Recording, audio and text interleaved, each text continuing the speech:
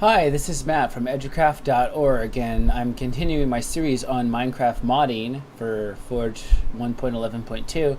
And today I thought I'd focus specifically on how to set up your modding environment if you run a Windows computer. So we're going to go over the specific Windows-specific issues, and how to set up your environment using the Windows command prompt. So first, let's figure out what kind of Windows you're running. There's 64-bit Windows and 32-bit Windows, and it's pretty easy to figure out. So first you have to go to your settings, and then check out your system, and then go to About, and you'll find out right here your system type.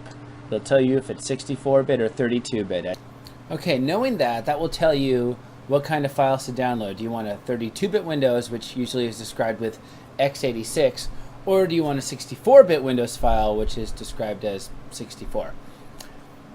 It's really complicated why 32-bit means x86, so we won't go to it in this video. But in all likeliness, you are running a 64-bit system if you bought your computer in the last 4 years, which most of you probably have, so I'm not going to focus too much on 32-bit, other than download the 32-bit files if that's what you're running. Okay? Regardless of what you are running, though, you're going to have to set up your environment variables, which is this sort of shortcut system where Windows knows when you run certain commands, it wants you to access certain files. And you have to do that for Java on Windows. Now, you don't have to do this step in Mac. So I should make it clear. If you're running a Mac or Linux, you can completely ignore this process right here, okay? I'll give you a moment to load the next video.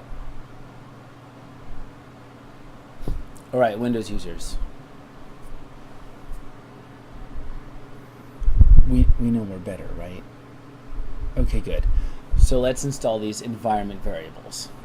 So you're going to go to your search, and you're going to type environment variables, and you're going to have this doohickey up here, edit the system environment variables, and you're going to click on this thing that says environment variables. Now you're going to go down here to system variables.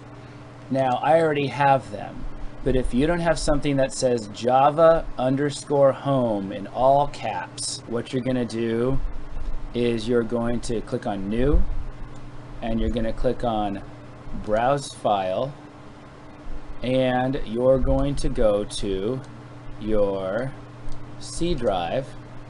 You're going to open Program Files.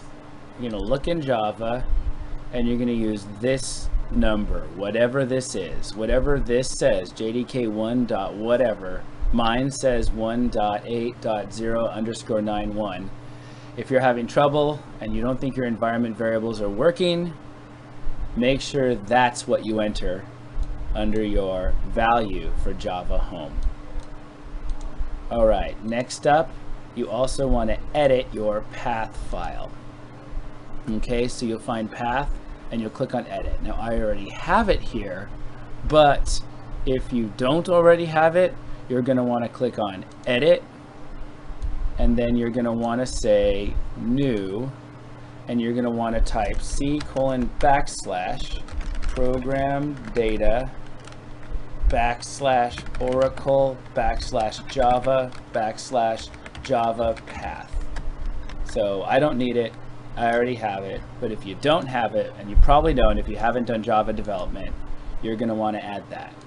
All right, now to test to see if you have this stuff, if you have these things, click in your search and type CMD. We're going to use this a couple of times. This opens your command prompt. You're going to hit enter, and you're going to get this screen. Your grandparents will tell you, oh, that's DOS. Yep, this is based entirely on DOS. You're going to type Java C, and if you get anything, you know you have your variables.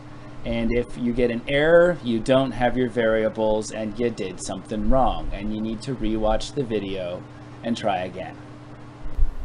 Okay, so your environment variables are all set up. What's next is the Gradle wrapper.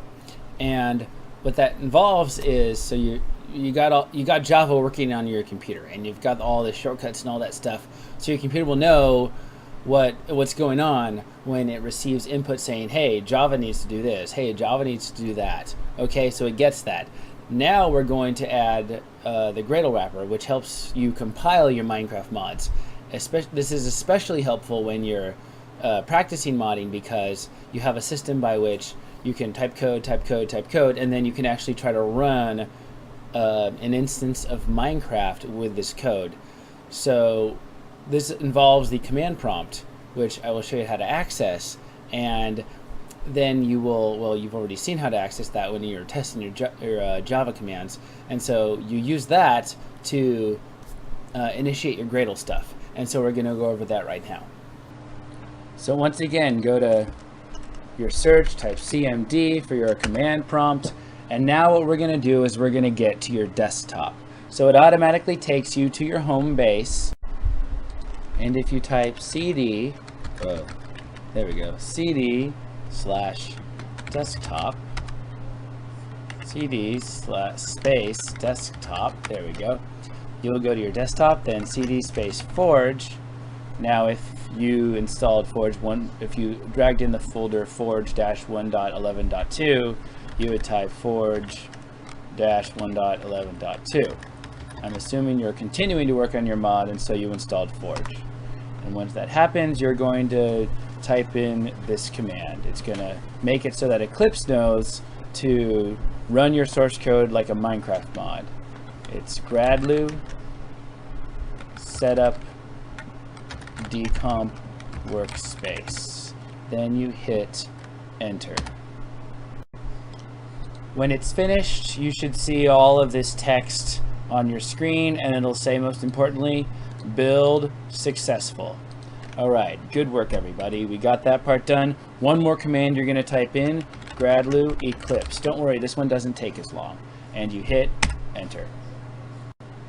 All right, that's all the commands you have to type. You got your environment variables, you got Eclipse extracted, you've got your file on your desktop. So now you can close your command prompt and you can run Eclipse. So you're going to double click on Eclipse. You're going to double click on eclipse.exe, and then it's going to load up, and you're going to pick your workspace. Now your workspace has to be inside of your Forge folder. And if it's on your desktop, I'm going to show you how to get to it. You're going to click on Browse. You're going to go to your name, and then you should get Desktop, and there's Forge. And inside Forge is a folder called Eclipse, and you're going to click on OK, and that is what you want for your workspace. And in order to keep modding without having to deal with this every time, I always check this box. Use this as a default and do not ask again. Basically, don't bug me no more. And you're going to click Launch. Your final product should look something like this. You have a folder, it says Forge, it might say MDK example. Either way, if you open that folder, you should be able to find a bunch of modding stuff in there already. So yeah, there we go. The Java thing, the resources thing. I already have a ton of stuff. You may not if you're starting this from scratch, but it should look something like this. All right, so that's how you're going to do it if you're running a Windows computer. Just remember the steps are environment variables, then run your Gradle commands.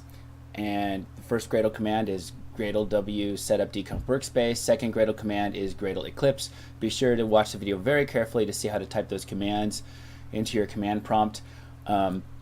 You may be familiar with the command prompt, you may not, but just CD means change directory, and you got to navigate it. It's kind of like typing instead of clicking with your mouse, but you're navigating the directories or folders on your computers to find your Forge folder where you will set up those files. So again, watch the video carefully, and if you're having trouble with the commands, just take the video second by second and try to follow the typing as closely as possible. All right, next time we're going to do for a Mac. So if you were a Mac user and you watched this video, sorry,